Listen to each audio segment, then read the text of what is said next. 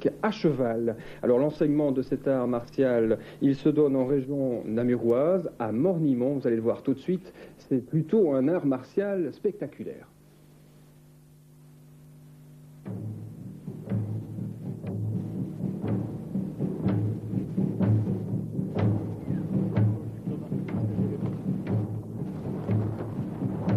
Pas.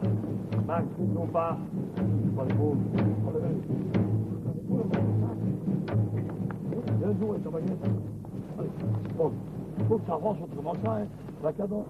Ces cavaliers, dont la moitié n'avaient jamais monté auparavant, cachent sous leurs allures de débutants une véritable âme de samouraï. Ils pratiquent pour la plupart les arts martiaux sur la terre ferme et ambitionnent d'étendre cette pratique au travail à cheval avec le Yoseikan Baiatsu, un art martial qui réinstaure les techniques d'apprentissage au combat des samouraïs.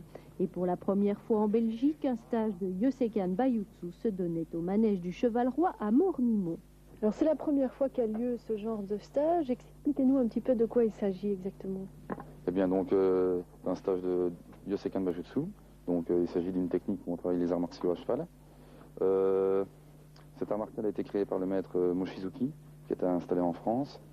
C'est également le maître qui a créé la discipline qu'on appelle le Yoseikan Budo. Ce sont toutes les techniques de combat à pied qui reprennent toutes les techniques de maniement d'armes, les clés, les projections, coups de pied, coups de poing. Et afin d'être complet, le maître a repris une technique qu'on appelle le Yabuzame au Japon, qui consiste à travailler le tir à l'arc à cheval. Donc l'ancien exercice, je dirais, des samouraïs. C'est ça, donc l'origine de ces exercices, ce sont les techniques guerrières des samouraïs. C'est ça, exactement, oui.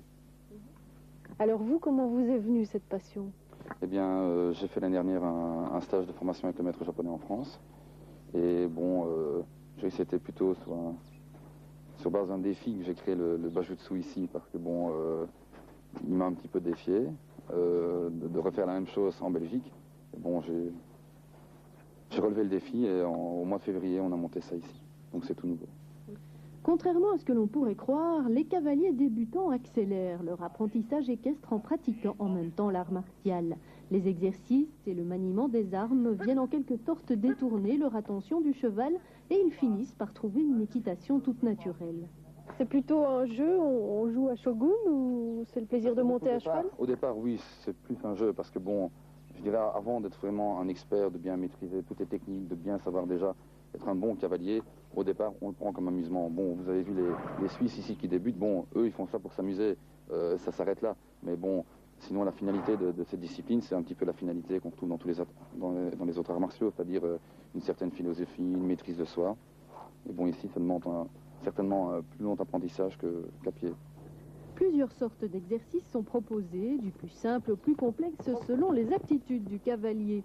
Il y a le passage des anneaux, une épreuve où le cavalier au galop doit s'efforcer d'attraper l'anneau avec un sabre en bois. Il y a aussi le tir à l'arc et le lancer du javelot.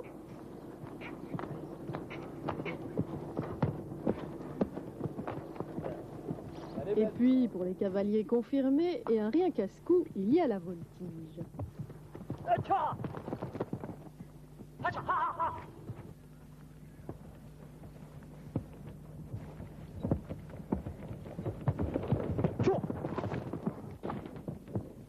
Ajoutons tout de même que tous ces exercices se pratiquent dans le plus pur respect du cheval, qui semble même lui aussi s'amuser beaucoup. Et puis, on a beau être un vrai samouraï, on a quand même le cœur tendre. Et ajoutons que les cours reconnus par la Fédération de la Communauté française sont dispensés au manège du Cheval Roi. C'est un